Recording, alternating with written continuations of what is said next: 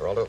Why the delay, especially when you consider the fact that AIDS has already killed more people than the Legionnaire's disease outbreak and the toxic shock syndrome combined? It is the most frightening medical mystery of our times. AIDS has spread worldwide, but apparently it began in equatorial Africa and somehow spread to Haiti, and from Haiti to the United States. Why? Nobody knows. Specialists at the Centers for Disease Control, the CDC, think AIDS may be caused by some new virus, but so far they have had absolutely no success in tracking it down, even though AIDS has been killing people in this country since 1979.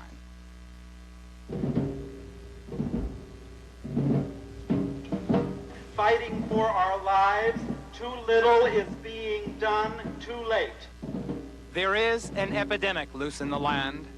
This memorial march is in honor of the past and future victims of AIDS, a so far incurable disease which kills its victims in stages.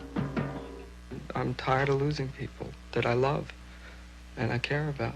The doctors believe that Bill Burke and these other men have it. Every day you hear about more people? Yeah, a friend of mine's going for biopsies today. Another friend of mine died 2 weeks ago. And every week, somebody else comes down with it, or somebody I know goes into the hospital who had been doing well. And it's heartbreaking. It's heartbreaking. Heartbreaking and terrifying. Bill and these other men seem to be doing pretty well, but all of them know that 80% of all AIDS victims are dead within just 2 years. This is easily the worst epidemic since polio. The story of the birth and malignant spread of the killer disease may seem like a scenario from some horror movie, but this is real life. Before I got Capuchin's, I thought I was a pretty good-looking guy, average but happy, and now I actually see myself fading away. 27-year-old Ken Ramser's case is unfortunately typical. Diagnosed just last summer, AIDS has already stripped his body of its ability to fight off other diseases and infections. Left unprotected, he's contracted Kaposi sarcoma, up to now a rare form of cancer. Everything that I used to be able to do by myself, I now need lots of help with. And it's just scary. It's scary the way I'm not what I was. And Ken is not the only one who is scared, but let's trace this killer disease back to its beginnings. Free AIDS literature.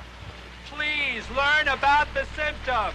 In 1979, this is where the first cases came to light, in New York's Greenwich Village and within male homosexual communities in San Francisco and Los Angeles.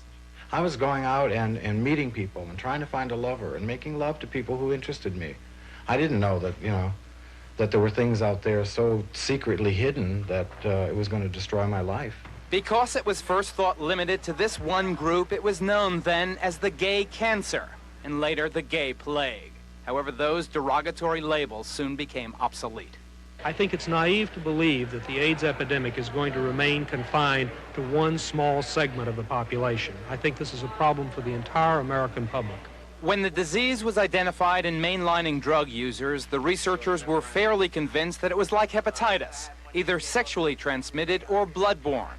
But then in the fall of 1981, the mystery became even more ominous when the disease was also diagnosed in otherwise healthy immigrants from Haiti, men who were neither homosexual nor drug users. Then it spread to the women who were the sexual partners of those at risk.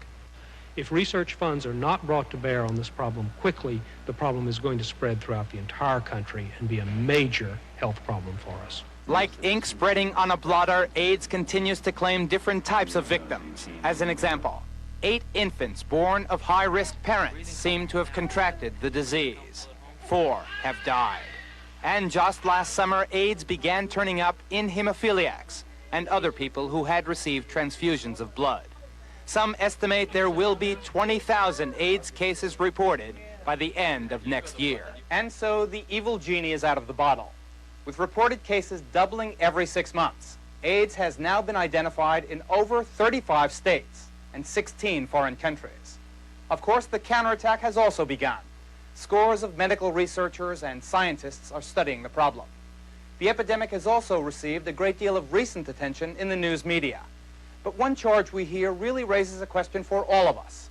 Whether our prevailing social and political attitudes, put more bluntly, whether our negative attitudes about homosexuals allowed this killer epidemic a bizarre and deadly head start. We're into this 2 years, and you are finally doing a story. Time and Newsweek are finally doing a story. There are 1,000, 1,600 cases. There are 800 dead people. How many does it take before somebody pays attention to it? Larry Kramer, a co-founder of the Gay Men's Health Crisis, is especially critical of the newspaper of record, the New York Times. The New York Times is being socially irresponsible by not relaying to 1 million members of its community what is affecting them. Although New York has about half the reported cases in the nation, with about 250 dead so far, Kramer points out that in its coverage, the Times has never put the AIDS story on its front page. Contrast that with the front page prominence given a recent herpes outbreak that killed 30 dancing horses in Austria. The management of the New York Times, on the other hand, told us they feel they have adequately covered the story. In any case, now that AIDS poses a threat to the nation's blood supply, society and the media are finally paying attention.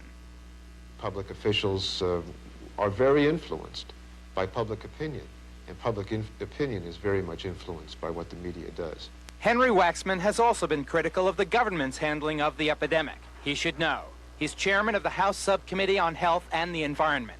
We saw when Legionnaire's disease came up into the public awareness that there was immediate clamor for action.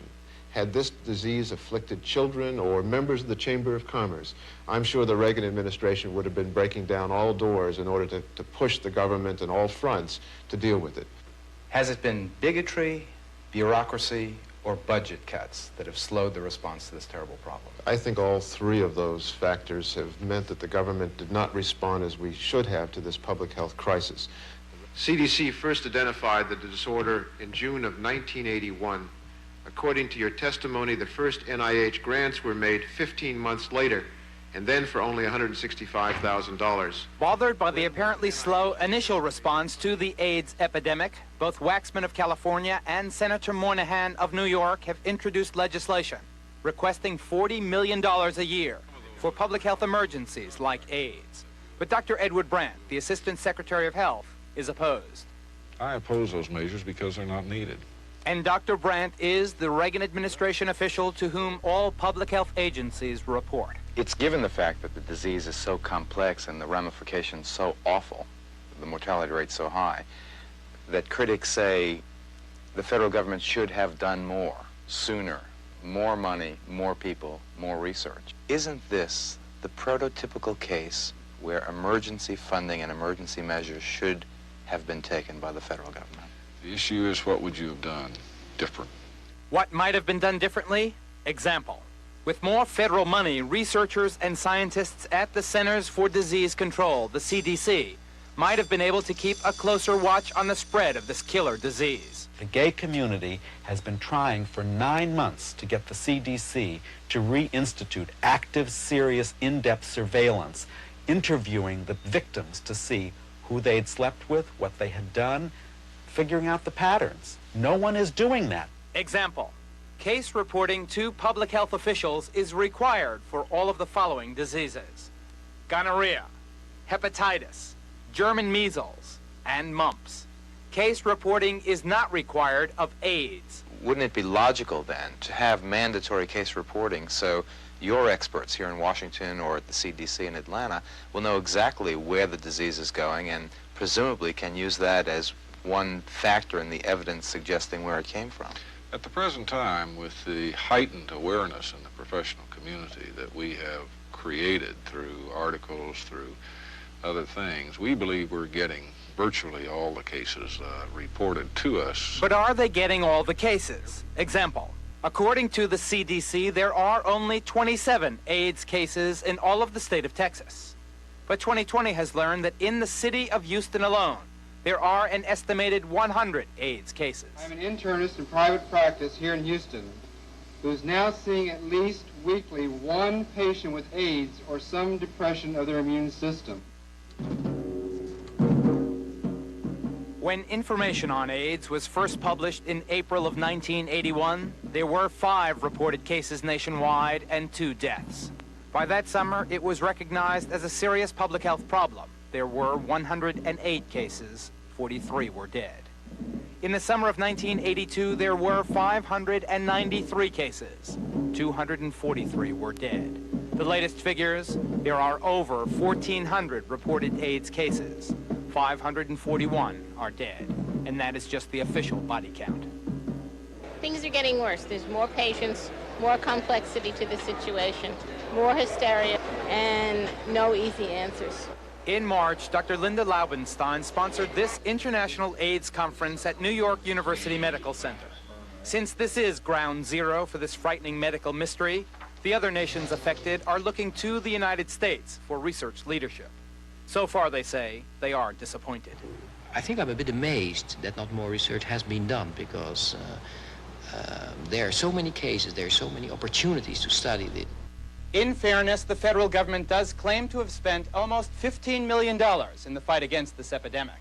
But most critics maintain that up until now, at least, the federal government has not done enough fast enough. Example, it was not until the summer of 1982, after it became clear that AIDS posed a threat to the nation's blood supply, that the National Institutes of Health, the major source of research funding, even issued their request for grant applications on the subject of AIDS. As of today, just 18% of those research requests have been granted. Phil? Yeah?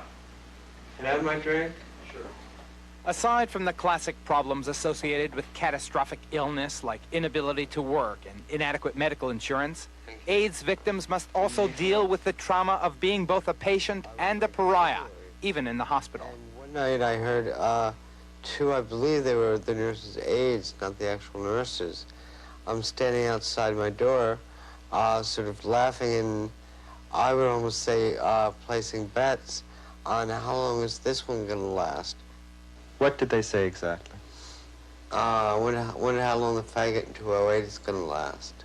There's no question and no denying that there is a feeling among members of any of a number of professions, or just the general population, that patients with AIDS, many of whom are homosexual, are a little bit different. I think that that has probably, at least early on, led to a little bit of a complacency about the approach towards this disease. Dr. Anthony Fauci is a top government researcher.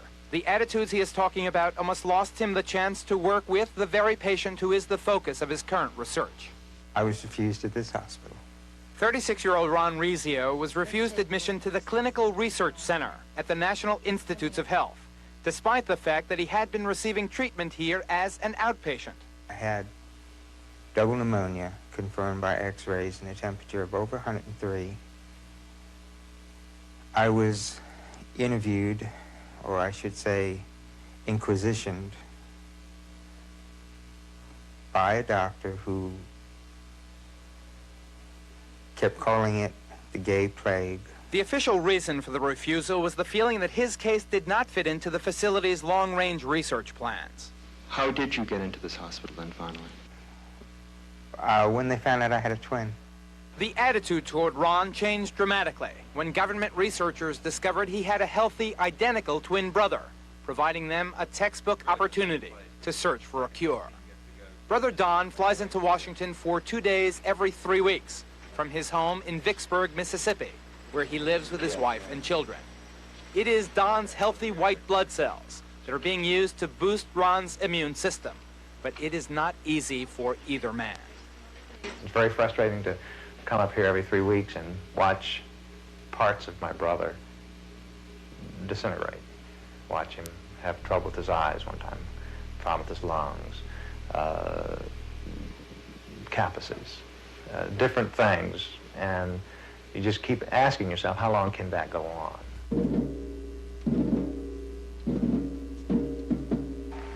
Whatever your personal feelings about the homosexual community, the basic complaint of these candlelight demonstrators rings true. Until it was discovered that this disease posed a threat to the nation's blood supply and began claiming other less controversial victims, we all paid a lot less attention than we should have in the beginning. Do you ever feel like just giving up?